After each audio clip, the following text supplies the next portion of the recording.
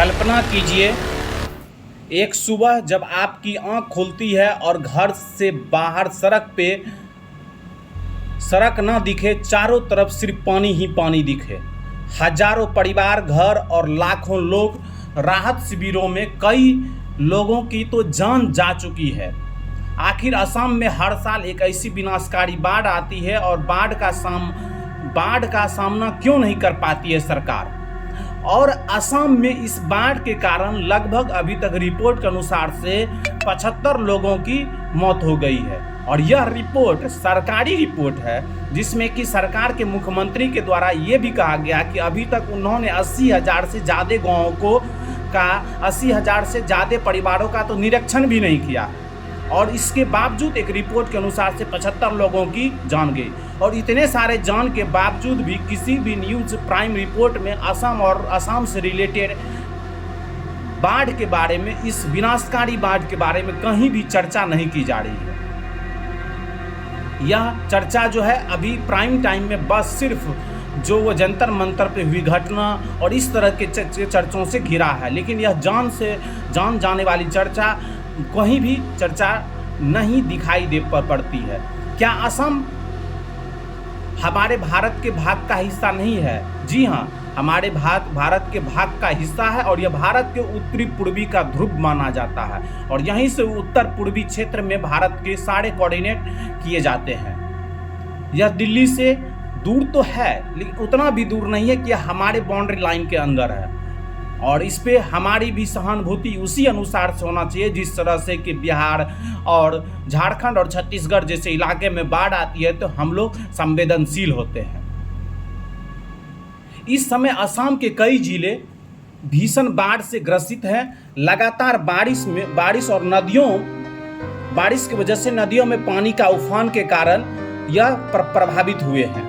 ताज़ा रिपोर्ट के अनुसार से बताया जा रहा है कि लगभग 75 मृतकों की संख्या हो चुकी है और इसमें लगभग 3.5 लाख से अधिक लोग बाढ़ से प्रभावित हुए हैं। कई गांव का तो संपर्क टूट गया है और कई ने शिविर में शरण ली है।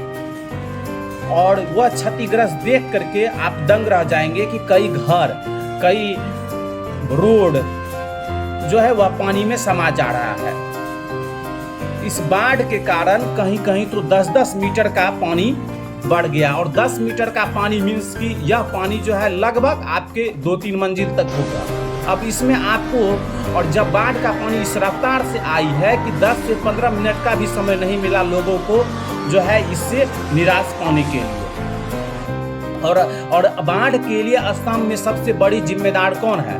जिम्मेदार वहाँ की सरकार है। और बाढ़ जो है वह किस नदी के कारण आती है? असम में जो ब्रह्मपुत्रा नदी बहती है और उसमें 50 से अधिक उसकी सहायक नदी से यह मानसूनी वर्षा के कारण उसमें जो है वर्षा की पानी बढ़ जाती है, जिससे कि यह बाढ़ आती है।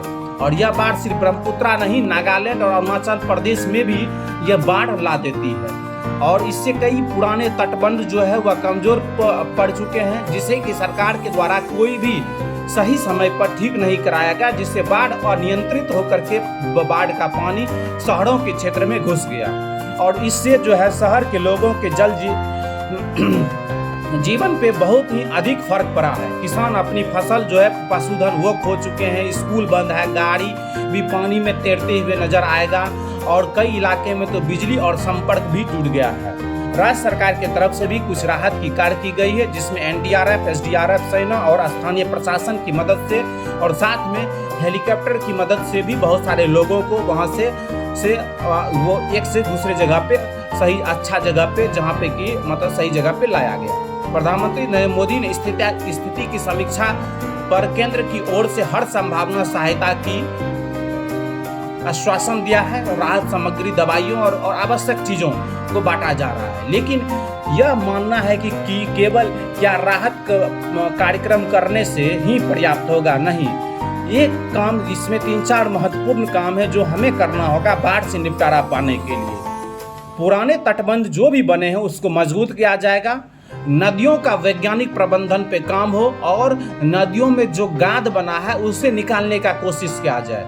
आधुनिक जो बाढ़ चेतावनी प्रणाली का इस्तेमाल किया जाए जिसमें कि एआई टेक्नोलॉजी का इस्तेमाल किया जाए। अतिक्रमण और अवैज्ञानिक निर्माण पर जो भी अतिक्रमण करता है या जो भी अतिखनन करता है उस पर जो है वह नियंत्रण किया जाए। और हमेशा जलवायु परिवर्तन इसके लिए सबसे ज़्यादा बेहद चीज़ है और यह दीर्घकालिक रूप टाइम लगेगा, लेकिन हमें इसमें जो जलवायु परिवर्तन पे ध्यान देना होगा। ठीक है, और केवल जो है यह बाढ़ ही समस्या नहीं है, बाढ़ एक केवल एक प्राकृतिक समस्या नहीं है, जबकि वह एक क्षेत्र है जो कि हिमालय से शिवालिका का जो हिमालय का सबसे निचला शिवालिका के नीचे का क्षेत्र है, जहाँ पे कि भूस्खलन भी आती है और भूस्खलन से भी वहाँ पे का भी उपाय करना पड़ेगा। और यह उपाय करने के लिए सरकार को एक टीम गठित करनी होगी और जो इस पे काम करे, जो कि बाढ़ और बाढ़ जैसी समस्या से दूर करे। और न्यूज़ और प्राइम रिपोर्ट से ये भी आग्रह है कि बाढ़ और बाढ़ जैसे असम जैसे इलाकों के बाढ़ पे जरूर चर्चा किया जाए, क्योंकि जोरहट और असम के और भी इलाके जो हैं या फिर बंगाल के 24 परगना, ये सब इलाके भी हमारे अपने इलाके हैं और इस पर नियंत्रण करना और इसके लिए हमको काम करना बहुत ज़रूरी है, क्योंकि यह बॉर्डर इलाका है और इस क्षेत्र में को हम जितना बना के रख सकेंगे यह हमारे लिए उतना महत्वपूर्ण होगा। धन्यवाद। इस तरह का और भी रिपोर्ट और पूर्णतः जानकारी के लिए मेरे चैनल को सब्सक्राइब करें, मेरे तीनों चैनल को यूट्यूब, फेसबुक और इंस्टाग्राम पे। धन्यवाद।